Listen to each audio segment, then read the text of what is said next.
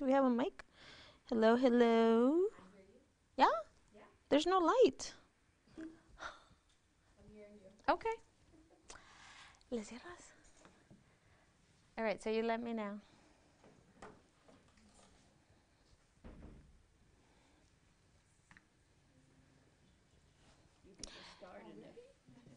And actually, I'm going to make a little announcement before I start, okay? So I'll give you some couple minutes. So just so you know, so since we are live streaming, the camera is going to be on me. So you don't have to worry about being recorded or your names. I might make up your name, so don't get offended if I call you Sandy, Susie, whatever. I do want you to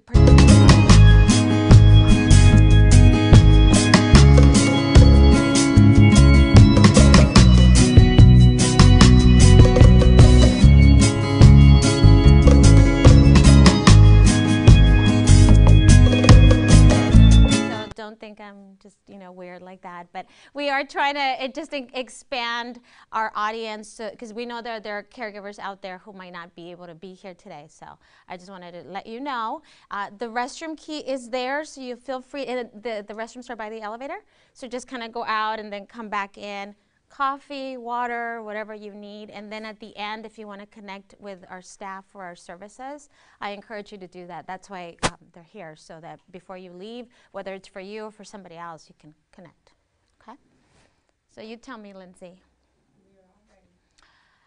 Great. Well, welcome to our live stream class. I also want to welcome our viewers online. And I'm really happy to be here with all of you. I know we sometimes get more people coming in, so that's always a good thing. But feel free to share this class with your friends, your colleagues, your neighbors, your family. We want to encourage as many caregivers as possible to be connected to our services. So again, thank you so much for being here. And I am Marta Rañón. I'm the Director of Government and Community Affairs for Southern Caregiver Resource Center. If you haven't had a chance to visit our facilities, make sure you do that and you get a tour and you kind of figure out all the things that we have to offer, and I'll talk about them at the end. But today's topic is managing caregiver stress.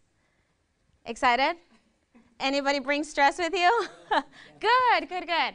So we're going to figure out how to manage it and kind of leave it on the side. So bear with me here as I kind of focus on what I really want to talk about today, which is ourselves. Sometimes we forget about us because we are, well, look at this. We're all these like strong women wanting to do it all, right? And sometimes we can, but many times we forget about ourselves. And we can't do that. We need to really focus. So here's our opportunity to do that. We need to become aware, right? And we're going to talk about also some of the benefits of stress, but we really need to become aware of how it's affecting us. And then how to improve our self-care. Our what? Self-care. All right. Exactly. We don't have time. That's not important. Okay. So does it sound good? Does it sound like a plan? Yes. Yes. Will we be able to get the slides? Yes, actually what we're going to do, so you can take notes. You can, if you want to take pictures, that's fine. But we're going to post it online. Okay. So you could always refer back to it. It's going to be on our YouTube channel. It's going to be on our Facebook page. It's going to be through our website. So you could always refer back to it. And if you want to share it, you can send the link to somebody as well. Okay? But if you want to take notes, I encourage you to do that. Okay. So what do I have this mirror here? So we can fix our hair. Yes, yes, so we can reflect on ourselves. I know it's hard to do, right? We are such doers. I tell my staff that they're amazing and they're such overachievers. They do so much, but we really need to look at ourselves, some self-reflection. Okay, so as you're sitting here right now, think of yourself in this space. Okay, we're going to do a lot of reflection today. How are you in this space? Occupying this space, right? What kind of attitude are you bringing to this space, right? Are you wondering about things? Are you upset about things? Are you happy to be here? Hopefully that's a So we really want to, I like visuals, so a lot of our talk today is visuals, okay? Anybody feel like this? Yes. Yes. How often do you feel like this? A lot? Are you feeling like this right now? Were you like this morning? Yes. I have little kids, and every time I have to take them to school and get them ready, wear your shoes, where's your backpack, where's your water? Ah, right? That's me. And that's kind of my hair too, in the morning. But we're often like this, right? I mean, sometimes. Not all the time, hopefully. But why do I say, I said earlier that stress can be a good thing. Why do you think that is? Sometimes it motivates us. It motivates us? Okay. Like what example would you say? Like if we have a deadline or a goal. Okay. Like at work, right? Yes. I have this deadline, so I'm really stressed, but that's how I'm going to get it done. So it can be a good thing. Yeah. Sometimes when I do that, I get it out. Ah. I'm usually by myself, so only God hears me. But I have to. Got to release, right? True story. I was once working on a campaign in LA, and I went to an office, kind of a headquarters, and we were meeting and we were brainstorming. We were talking about our strategy, and then somebody said, "Okay, it's time for a break." A lot of self-care in that office, and everybody went to their offices. Now I was visiting, so I didn't have an office there, but all of a sudden I hear this like screaming and laughter, and I'm like, what is going on? Should I be ducking? What is it? They were having like laughter yoga. They were laughing, and it was that, even that expression, that activity of screaming and kind of getting it out allowed people to come back and say, okay, I'm renewed. Which I thought was really interesting, because how many of us actually purposely do that? We don't do it aware. We just do it as a reaction to the stress, right? So stress. We're going to talk a lot about stress. Stress is also a good thing because biologically, right? Think of when we were all living in caves and there was a saber-toothed tiger around the corner, right? And every time somebody went around the corner, they got eaten. And then the next day, somebody would kind of go a little bit further, and then they get eaten. So what are you going to think now? You're not going to go around the corner, right? Now you're on heightened alert because there might be a saber-toothed tiger that's about to eat you. So stress is what protects us from danger, right? It's that fight or flight or freeze mode, right? If you're, to bring it back now to more modern times, let's say you're walking down the street, you're about to cross the street, and here comes this like bus, kind of coming really fast towards you. What are you going to do? You're going to jump out of the way. You're going to step back. Whoa. Or you might hear it, right? And so you kind of pause, even though you might be, the green light is for you, but you're not going to get run over.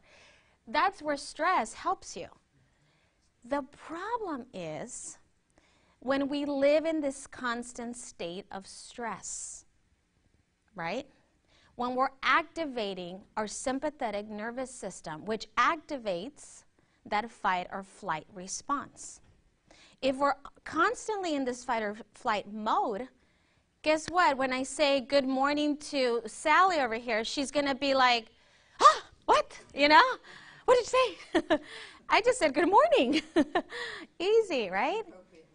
Right. And it's because we're always walking like this. As caregivers, we're always hypersensitive to things, right? We're concerned about the person we're caring for. We're concerned about ourselves and everything around us.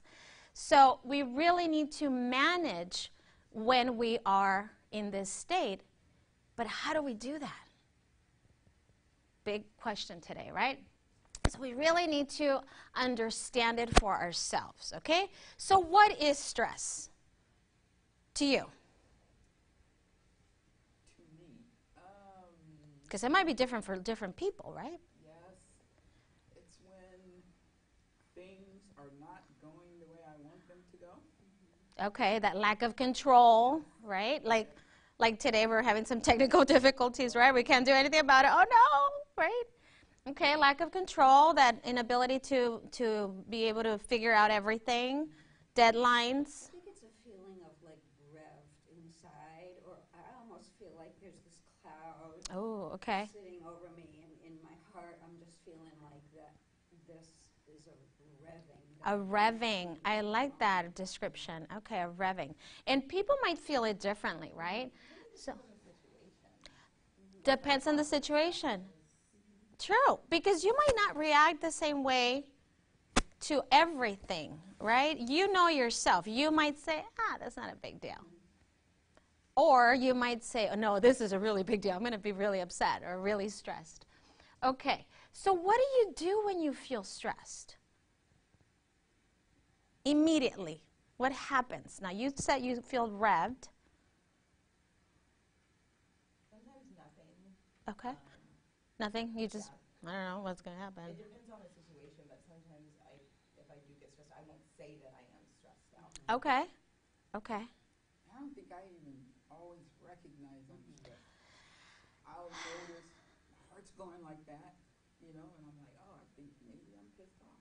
So I like what you both are saying, that it might be this, and it's not a good or a bad thing, but you might not even say it, or you might not even label it of what you're feeling. But you know you are stressed, right? You know your body. And again, everybody reacts differently, right? And I keep going to the revved, image that you brought up. So that's her. Maybe I don't know, maybe my hand starts sweating, or maybe my heart starts palpitating, right? I mean, we all react, but I know that's me stressed. Okay, so there are different types of stress, right? But they all affect, and like she was saying, it depends on the situation, but they affect us in many different ways. So for example, physical. How do you know when you are stressed in your physical body? My stomach hurts. Your stomach hurts. I'm not hungry. My stomach's upset. Okay, so you get upset stomach. I get super hungry. You get, the opposite. It's like we're junk. The junk, the comfort, yeah, the comfort, yeah. So it manifests differently. Some people get migraines. Some people, I talked about the sweaty hands. Some people you said the cloud, and maybe you're, very short with people, and you're snapping, and so that can be, kind of the physical, but it could also be the emotional, right? The behaviors, right? The snappiness, the wow, you're in a bad mood today. Wrong side of the bed, It's so, and people recognize that, right? We might not even know, and somebody else is telling us, like, what is wrong with you? I have a coworker that say, "Did you eat?" And then I knew that I had snapped at her. She knew. I'm so sorry. What is it? What's the term, hangry? Yeah, I'm hangry, yeah. And it happens to a lot of us. Yeah, those are great. Those are great. But that can lead to health problems. It could also lead to isolation, right? Health problems as it relates to the physical, but it could also be the emotional, the mental. And then isolation, because who wants to hang around with a grumpy person? Or you get people who are telling you what you need to be doing. You need to be doing this, and you need to Yes. Oh, so don't get mad at me after I tell you then. She's going to get grumpy at me. They're not my friends. Yes. My friends to just be there with me. Right. Don't Just be telling me listen how to me. fix Don't myself. fix it. And you know what? That's part of the human condition. We want to fix everyone's problems, especially our friends, because we care so much about them and our family, right? So you're down. I want to help you not be down. And sometimes we need to sit with that discomfort. We do, because that builds resiliency, right? If I know that this did not go my way, it caused me stress, I lost control, right? Whatever, maybe I yelled, maybe I missed a deadline, whatever it is. Now I've learned from that, so when I move forward, and that happens again, because guess what? It's going to happen again. Depends on the situation. I'm going to learn how to react to it better from that experience. That creates resiliency. So sometimes it's good to sit in the discomfort, which I know it's counterintuitive to what we're talking about today, right? But that is how we learn. So here's a we're going to classify our stress today. I told you it was going to be interactive, and people at home can do this at home as well. So right now, how are you feeling? Are you without stress? Do you have some stress? Do you have a lot of stress? Right now. Just right now. Just shout out a number. I'd say 9. I'm a 9. You're a 9? Anybody here? In the middle? A little. 5, 6, or 7. 5, 6, or 7. Okay. Anybody like falling asleep? Am I boring you? I'm not stressed, but somebody did cut me off on the way here. So how did that make you feel? How did that make? I just said loser. Did that make you feel better? Yeah, there you go. So the initial action of being cut off, did that put you over here? I was irritated. Yeah. What happened? But then I just called him a loser. And it just kept You You cut. went back down to the She did that the baboon picture, right? And now are you? Where are you now? I'm fine, yeah. Yeah, you're better. Good. That's a good thing, right? So we need to identify, and maybe this is a constant picture we need to carry with ourselves, right? How am I feeling? I'm feeling really good right now. I've actually can visualize moments in my life when I have felt so good. You know, that you're like, wow, this is such a happy moment that I want to savor that moment. But I've also been in situations where it's like, this is horrible. I am just in a really bad place right now. And so being aware of those moments is important, okay? That's what makes you. So if you were coming in with these high levels and you are here now, that's good. But if you were here and now I'm putting you over here, I'm sorry. But that's okay. We'll work through it, okay? It's just being aware. The idea is to know where we are so that if we are here, we find ways to be here. And if we're here, that's good. We don't need to push it the other way. But we can manage and stay here. Does that make sense? Okay. So here's your first activity. I want you to identify an unpleasant activity that just happened to you.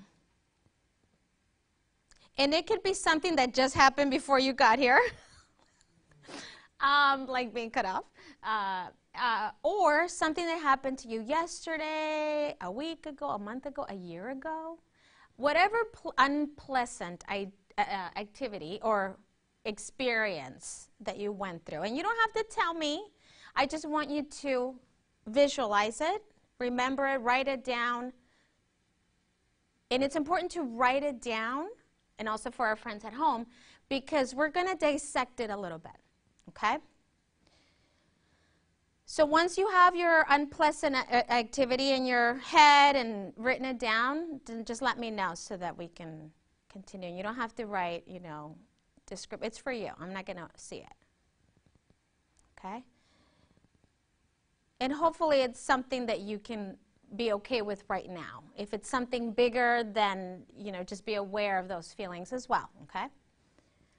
Okay, so with this unpleasant activity, I want you to write down how it made you feel then. So whenever this happened, in that moment when this unpleasant activity happened, how did it make you feel at that moment? Not now, then. You can use all the descriptive words that you want in what we talked about earlier. So, was it pretty harsh, that activity? Well, mine is, there's a certain person that continues to do a certain thing. Okay. So whenever she does it, she leaves little post-it notes all over the house for me. So passive aggressiveness, kind of? Yes. And so when I see the notes, it's like an immediate. It enrages. Okay. Not the person, it's not my mother. It's another close relative. Another person. Yes. So how does that make you feel now? So write down now, how does it make you feel, that activity? Yeah. That example that you used. When you asked the question, my heart started beating again. Okay, so write that down. So you're reliving. Yes. You are reliving this unpleasant activity, right? Yes. So obviously it bothers you, Yes. and it's not going away. No.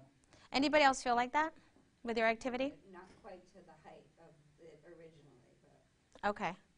But it keeps, so your level of stress as it relates to that activity has gone down because maybe time has passed? Yes.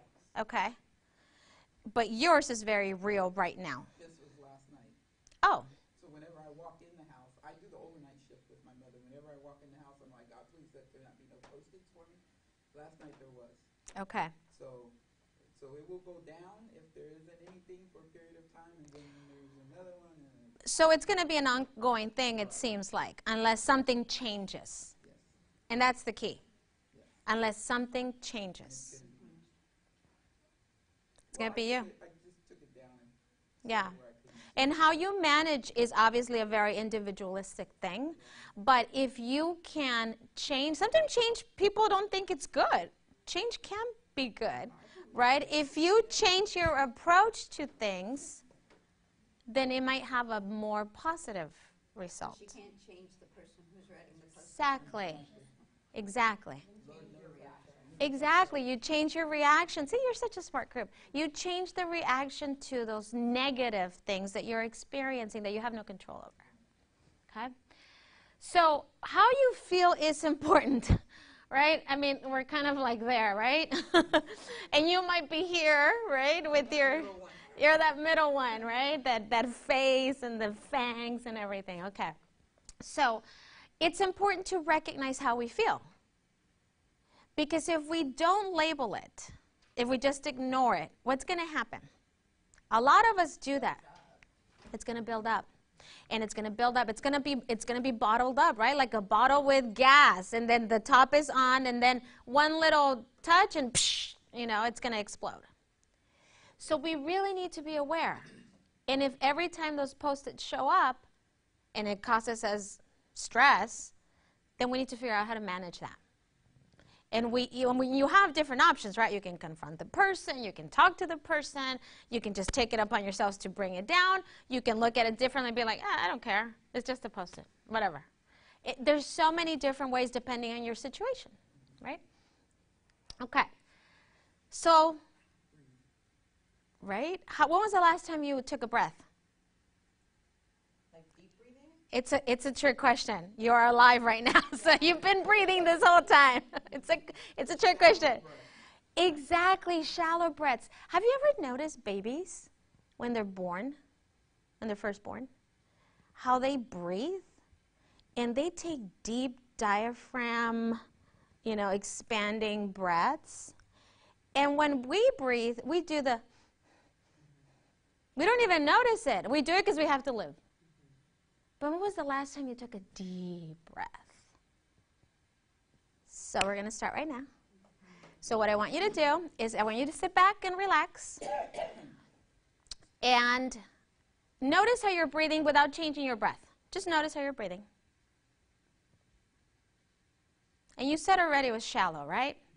I can't even see you breathing. I know you're breathing because you're alive, but I can't even tell that you're breathing, right? So what I want you to do is, you can close your eyes if you like. I want you to take a deep breath in, and then just exhale.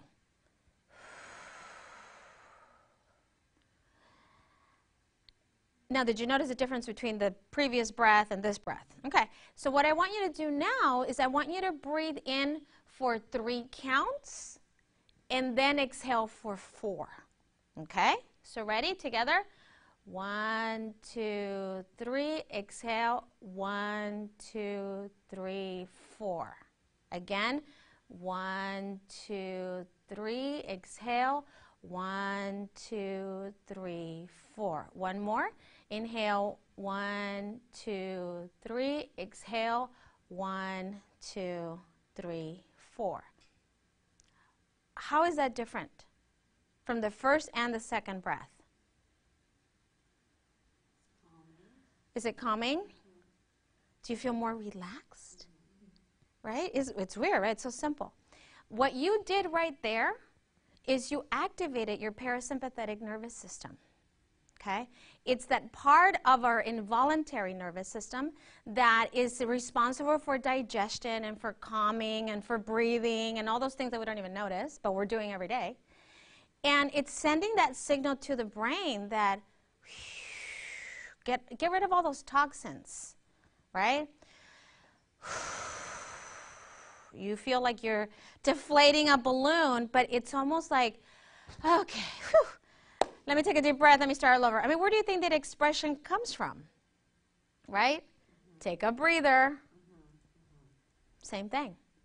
So when you see those Post-its and you're walking into that room and you're like, ah, I'm getting upset right now, but I'm just going to calm down. And you might have to do 10 of those. I don't know, however many you would need. But the idea is to just tell the brain, hey, no need to fight or flight or freeze. We're just going to calm down, and then we'll deal with the situation. But in that second, you've noticed you became aware of the situation, became aware of your body, did something about that awareness, which tends to be negative, and now you can react. It's called a STOP acronym. So you stop, you take a look, you observe, right? And then you take a breath, right? You pause. And then you react. Because so many of us just react, right? Like the example, I'm so glad you shared the example of somebody cutting you off, right? Because you could have easily been like, you're number one, and reacted to that. But that would have just caused more problems. You would have still been even more upset. You don't know what that person might do and react, right? There's a lot of crazy people out there. And so why do that? What you did was like, whatever, And sometimes I even say, many times when I'm stressed and I'm taking the breaths and I say, you know what? I have two choices. I either cry or I laugh. And more often than not, I try to choose the laugh if I can because, well, I'm not going to do anything about that. It is what it is. Okay? Does that help? Can you incorporate that into your regimen? Okay. Is that sometimes us? Maybe without the help sign? We don't ask for help. Why is that? Because we're strong. We're strong women. We can do it all. Skip the slide, right? But do we need help? Because we're not made out of iron. We're made out of flesh, right? We're human. We get tired mentally and physically and emotionally, right? We're drained. Why don't people ask for help? Why don't caregivers ask for help? Pride. Pride. Well, because people think you're weak if you. Yeah, People will think we're weak if we ask for help. we feel like we're being judged, right? And then we feel guilty. It's my responsibility and I'm asking for help. What kind of a daughter am I or whatever, right? A caregiver. So we put... They don't know help is available. They don't know that help is available, right? Nobody's asked me, hey, you want me to help you with anything? So I'm going to assume nobody's going to help me with anything. So I'm not going to even bother. Often a good assumption. It's often a good assumption. Or every time I ask, she says no, so what's the point of asking? I'm just going to do it all. Right? So we do this to ourselves. So what we need to do is we really need to figure out a way to balance all of our responsibilities, including caregiving, including self-care, right? Including everything in our lives, work, kids, grandkids, pets, colleagues, friends, relatives, neighbors. I mean, we're full of things that are pulling at us. So how do we find that balance? Well, easier said than done. I don't know. How do you find that balance? It's a daily struggle. Yeah, each day is a challenge to balance everything. It's so interesting that you say that because if you think about it, how many choices have you had to make since you woke up to right now? You don't even notice, right? Am I going to drive in this lane? What am I going to wear? What am I going to have for breakfast? Where am I going to sit? Am I going to go to that class? Right? I mean, so many choices that we're constantly making and that are pulling at us. That can be stressful. So what we need to find are very healthy ways of lowering our stress. okay? And this is how we're going to do it. Try to solve problems as they come up. I know easier said than done, and I'm not applying it to all things. But what I mean by this is don't wait until they become bigger. Like the Post-its, right? Don't wait until you explode because you see a Post-it at work and you're like, ah! It's because you have now that visual. So you hate Post-its. There you go. So instead, don't wait until that point. See if you can solve it as they come up. Not everything's a priority. I say that knowing full well there is a stack of dishes waiting for me at home. But that wasn't my priority. Getting here, getting my kids ready in the morning, taking them to school, that was my priority. So dishes will be there when they come back. Right? Yes? What our mothers taught us, count to 10 before you react. Yeah, so same idea, right? When we did that breathing exercise, that was the idea. But now add more breathing to that counting to 10. Maybe you take 10 breaths, right? Get help to manage your time more efficiently. If you know that you're not going to have time to go grocery shopping, then maybe you ask a neighbor. Maybe you ask a friend. Maybe you get it delivered. Maybe you say, you know what, we're going to eat leftovers. Maybe you cook more so that you have more leftovers, right? Hey, we're having breakfast for dinner. We're having scrambled eggs. I don't know. I mean, just not everything has to be a priority. Let go of the negative thoughts. Easier said than done, I know. Believe me, I am there with you. But think about how much more harm you're doing if you continue in that negative space in your head. You're not enjoying the beautiful sunny day outside, right? It's been raining so much, and here is this beautiful day, and you made it a point to get out and enjoy it. So maybe after this class, you go get yourself a little cup of coffee as you are enjoying the day, and you walk a little slower to your car. Simple pleasures. Find helpful ways of thinking, right? I just gave you an example, right? Walking slowly to your car on a sunny day. We're in California, Southern California. It doesn't get any better than this, right? Have a sense of humor, right? And that's why I share with you the story. Do I laugh or I cry? I'm going to try to choose the more positive. Sometimes I'll cry, but sometimes I just, that's silly. Talk with a friend. Do not isolate yourselves, okay? I know we feel like we're going to get judged, but guess what? You're not the only ones. There are other people just like you out there. And they don't have to be, you'll be surprised where you find these friends. They might not be your immediate circle of friends. They might be your church group, your book club, your, knitting circle. Yes?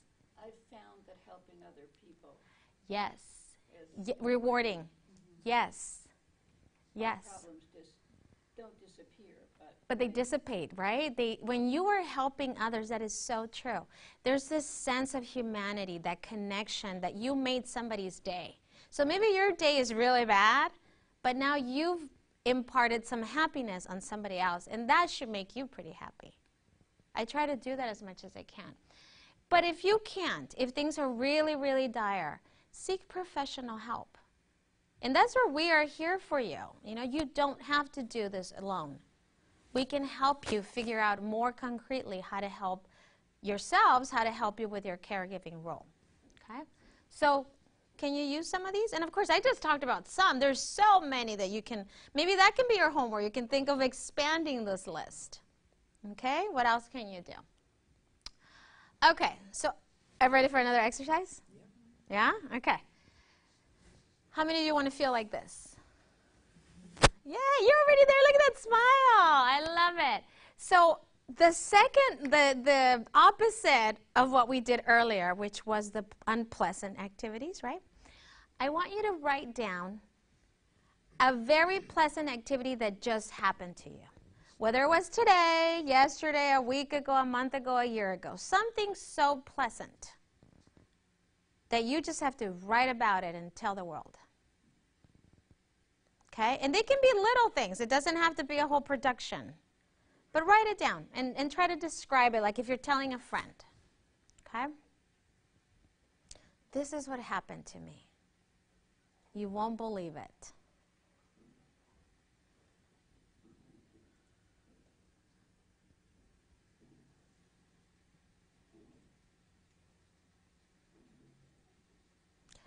So I don't know if you're noticing how much more you're writing.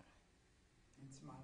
And smiling what you're writing. And your head is going like this versus like this, right? So you have your activities? Anybody want to share? Yeah? I went to the gym yesterday. I just recently joined The gym? and Okay. I really like going there. Good. That's awesome. And it's such a simple thing, right? You go to the gym. And how does it make you feel to go to the gym? I feel good physically. Okay. You know, and it's a happy place. I'm comfortable going there. Okay. It's like a family kind of environment. So I really like it. And they're very welcoming. Oh, good. So you're in a community, Yeah. doing same thing as other people who are positively doing similar things, who understand what you're doing, that are criticizing you, not judging you because they're all in the same boat and maybe at different stages. But so what I just described is kind of what we want to look for in these pleasant activities, right? Whether it's with community or within ourselves, something that brings these feelings to the surface, right? Now, whatever your activities were, how did they make you feel at that moment? Wonderful. So wonderful that you want to share now, pretend share, or unless you want to share, it's up to you. Well, I was thinking about getting a hug from a grandchild. Ah, yes, that physical touch. So there's something about the physical touch that as humans and even as animals, you know, we human beings need that touch. Think about it. When you how many of you have kids, have had kids, grandchildren? Okay, nieces, nephews. So whenever you've hugged a baby, it's that soothing, you know, rocking, the touch that makes them more comfortable. We crave the same thing. But as adults, it feels like we don't get it as often, right? Because we can deal with things, right? We're not going to sit there and tantrum and somebody's going to hug us and pick us up and make us feel better, right? We have to do that for ourselves, right? We have to hug ourselves, okay? So what we need to do is we need to find pleasant activities on a regular basis. We need to hug ourselves, okay? And we need to hug ourselves. Look at this, top of the list, exercise. Go to the movies. I rent a video. I'm so dating myself right now, but you know what I mean, right? Knit or crochet, and that can be in a group, or you can create something and give it away. There's so many people that do that, right? They do scarves and they give them away, or beanies. Go for a car ride. Like I said, here in San Diego, go over the, Silver Strand. Such a beautiful walk in the park. Have some friends over. Thank you. Oh, wait, here. I'll talk about, that's your gift. Smell the flowers. Maybe you do some gardening. Anything that would make you. I think they have like a rose garden. You can do both a walk and stop to smell the roses. See? It literally, stop and smell the roses. That's awesome. So you can do any of these. And of course, these are just suggestions. You could always do more and you can add to that list. That's your homework. Okay? That's your homework. So, how many of you feel like this as caregivers? Oh, yeah. Right? Good and bad days. The good and the bad days. So one day you're up on top, and then the next moment you're down again, and we just keep doing this. And I totally understand it because I've been a caregiver. Being a mom is being a caregiver. So it is a lot of ups and downs. There are a lot of ups and downs. Anytime you interact with somebody, there are ups and downs, right? So we need to be able to manage the ups and the downs because they're going to be there. That is life. So what we need to do is we need to remember that the best way to be an effective caregiver is to care for yourself. we can't forget about ourselves, or else we cannot offer the care. Right? It's so simple, but we forget about such a simple thing. We're so busy caring for others, who's caring for us? Right? So, this is why I have this picture. And here, I'm going to give you this. And my pitching abilities are not the best, so I'm going to do my best. I know, I'm sorry. So, maybe you can get another one. So these are your gifts, and I'm sorry to our friends online that can't. But maybe next time you can join our class and get see, this is what you get for coming to the class. So these are stress balls, but we call them stress balls, but really they should be like de-stress balls, right? Because we don't want to give you stress; we want to take it away, and we'll get you one in a second. Okay? I want you to smell. Here, let me give you this so you don't miss out. I want you to squeeze it and smell it. Can you smell it? Does it smell like anything? It smells like vanilla, right? I really like those. I picked those on purpose. Yes. So now keep squeezing and just kind of notice how it feels. Describe, how does it feel when you squeeze it? Is it harsh? Is it hard? Is it strong? It's medium? Ah, you're getting stronger by the second. My father, it may be hard for him. Okay, but this is about you as a caregiver. Does it feel squishy? Somewhat. Can you squeeze it all the way? Like, can you almost make it disappear in your hand? Yeah? No? I don't think so. I think it's resilient. It's resilient. Okay. So it bounces back. Right? Kind of like you, right? So what I want you to do right now is I want you to put it to your ear and squeeze it. What does it sound like? My hair. Your hair? Is it screaming at you? Oh, help me. You're squeezing the life out of me. Ooh, okay, okay. So now what I want you to do is I want you to take it between your hands and like squeeze it as hard as you can. Okay? Thank you. Okay, so here we go. Now I'm ready to rock here. So I want you to squeeze it as hard as you can, like your upper body is using all of the strength to squeeze it. Did I say we're at the gym? We're at the gym right now. So now squeeze it until you're shaking. And now let go. And you notice a difference?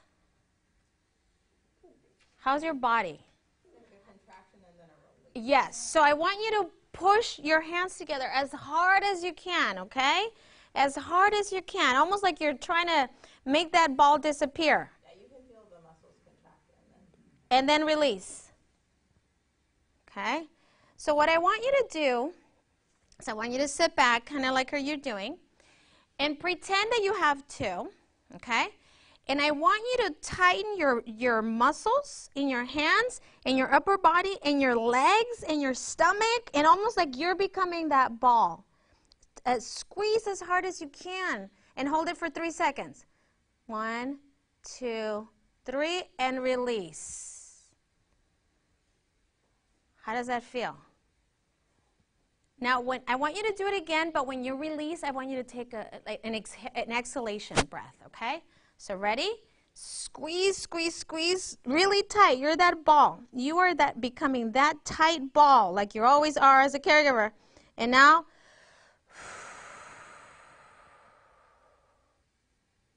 one more. Tight, tight, tight, tight, tight, tight, tight. Really tight. And then release. How does that feel? Do you feel pretty good?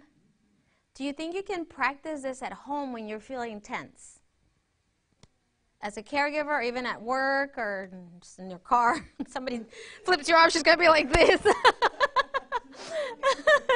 I'm just tightening. Okay. Good. So this is yours to keep. This is your gift for you. See what you get for coming to our class, right? So I want to leave you with this idea, right, of our happy place. Okay? And really think about, what is your happy place? Where can you go to de-stress? Right? We cannot, this is pretty close to where we live, right? It might not be tropical or more desert, but we still have beaches, and or maybe you like to go to the desert, or maybe you like to go and take a hike. Whatever it is, find your happy place on a regular basis. Okay? Because that is what is going to help you find an alternative to that stress. Stress is okay as long as you're not constantly living in that mode. So whatever you need to do to find your happy place, that is your homework. Okay? And what I want to bring your attention to is actually a couple of flyers in the back, because we have classes every month. And I really invite all of our friends online, all of you here, to come and visit with us. Every month we have these classes. As you can see by this flyer, we have different topics. So you might be interested in coming to the next one. If not, then maybe somebody else, or you can watch it online. So again, these are free. We do have some upcoming events. One of our programs that we have is for military and veteran families, and there is a workshop on March 31st, and this is the flyer. It's actually very, here in San Diego County, it's here. It's here. March 21st from 10 to 1:30 is, we're going to be talking about sorting through the healthcare documents. So all of the documents that are essential for caregivers to have. So you're welcome to attend those. We also have been doing some work in Imperial Valley, and so we have a couple of workshops and conferences coming up in that area. So make sure you grab our flyer. We also have our brochure that offers counseling classes. Counseling for caregivers. We have our class schedule that you can check out on the website. We have legal and financial assistance if you have any questions related to that. We have a lot of digital ways to connect to our services. So live stream classes is one of them. The other way is we have monthly podcasts that you can listen to, and we talk about very difficult conversations that sometimes caregivers are thinking but don't know who to talk to, or might find it beneficial to listen to us talking about these issues. We also have 1-minute tip videos online. And this is for you working caregivers, especially that might not have time to sit through an hour class, but you have 1 minute. And so you're waiting at the doctor's office, and you have 1 minute, and you click on it, and now you have some tips on how to be, a better caregiver. So you can check those out online. And then we have this wonderful class, if any of you are caring for someone who has Alzheimer's or dementia or memory loss. We have our colleague here in the back, and she can talk to you about our Reach to Caregivers class. And it's a series of classes that helps you identify what's happening with the person, how to manage some of those behaviors, and how to include self-care. See, we're a nonprofit organization that focuses 100% on you, which is very rare. But we want to make sure that you have all the tools, all the support, or the assistance that you need so you can become a better caregiver. Because it is not easy. It is a very difficult job. You don't get paid millions, right? Maybe thousands to get paid, hundreds, nothing? Right. You do it because you love that person or people. Or you've done it 2-3 times already, right? And so it is difficult, and we recognize that. So we want to be there for you. And we want to make sure that you get connected to the services that you need, to the counseling, to the support. We have support groups. So anything else that you need, make sure you check out our website. And I'll put one of our, I don't have time to go over this, but I'll put our contact info right here. You're here already, so you already know where we are. But I also want to encourage you to check out our library. I don't know if you saw our library. We have a library of, it works like a library, so you check out books or videos, and they're very specific to caregiving. So you might be wondering, well, how do I bathe my dad? You know, he's not able to do it on his own, and I don't know how to do that. So we have videos and books on how to help someone who needs assistance. Okay, so I encourage you to check them out. Do you have any questions? Actually, I wanted to know about support groups. Support groups. Boom, there it is. There it is. It's a list of support groups. We have them in English and Spanish throughout San Diego County. I know one of our friends earlier here was talking to us about connecting us to her church so we can do some caregiving classes there. I also encourage you, wherever you work, we like to work with employers because we recognize that a lot of caregivers are working full-time and are caregiving full-time and have their own children, so they're in that sandwich generation. And they might not be able to come out. So if we can go to them, if we can go to your church, we can go to your groups, we can go to your work or organizations, we can bring all of these services to you without you having to leave that space. We change them all the time depending on the need.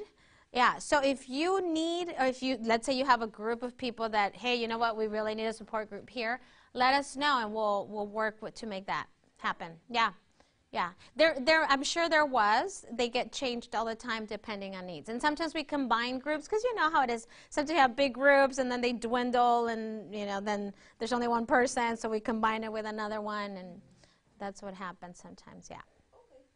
Okay? Any other questions? Was this helpful? Yeah? I feel calmer already, right? Well, good. Thank you so much for coming, and thank you for being here. And just check us out on our website and on our YouTube channel for more.